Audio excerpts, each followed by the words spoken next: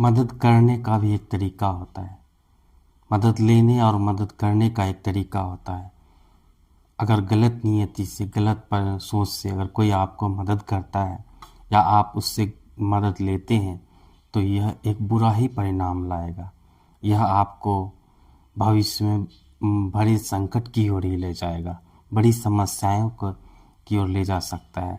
इसलिए एक बार मदद लेने और देने से पहले मन में सोचें कि जिस व्यक्ति से या जिस परिस्थिति से या जिस जिस स्थिति में आप किसी से मदद ले रहे हैं या दे रहे हैं, क्या उसका परिणाम अभी वर्तमान में और भविष्य में क्या होने वाला है। क्योंकि बहुत सारे ऐसे घटनाएं, स्थिति, परिस्थिति आई जो जहां मदद लेने से पहले अगर विचार किया गया होता तो भविष्य की संकट उत्पन्न नहीं होती और भविष्य का समस्याएं उतनी गंभीर नहीं होती। हम लोगों को समझ नहीं पाते, हम लोगों के बारे में सोच नहीं पाते हैं।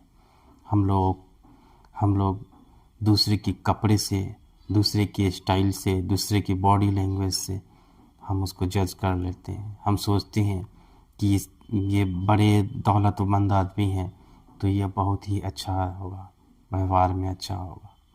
हम लोगों का प्रसिद्धि, उसका नेम, फेम, फैन, फॉलोअर देख करके सोचते हैं कि वो बहुत ही अच्छा आदमी होगा, हृदय का अच्छा होगा, शांत आदमी होगा, बहुत फेमस आदमी होगा, प्रसिद्धि वाला आदमी है तो बहुत ही अच्छा आदमी होगा।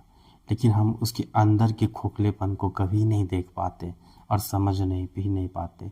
और हाँ, इतना आसान भी नहीं है कि आप किसी का लाइमलाइट देख करके आप तुरंत यह समझ पाओ कि वो अंदर से खोखला है या अंदर से मजबूत है। लेकिन हम ट्रैप हो जाते हैं।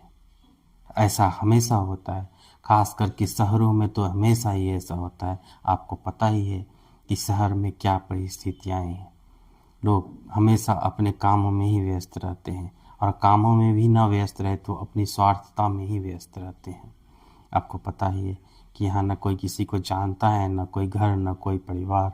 आप तो यह भी जानते हैं कि शहर की कम से कम 50% से अधिक आबादी वो किराएदार ही है। वो आज यहाँ है, कल वहाँ, आज इस फ्लैट में, कल उस फ्लैट में, आज इस बिल्डिंग में, कल उस बिल्डिंग में। वो रैन बसेरा हो चुका है, एक व्यवस्था जो रैन बसेरा हो चुका है। तो इस व्यवस्था में आप कब, कहाँ, किससे मदद लेते हैं, यह सोच समझ कर लेना चाहिए। हमें विचार कर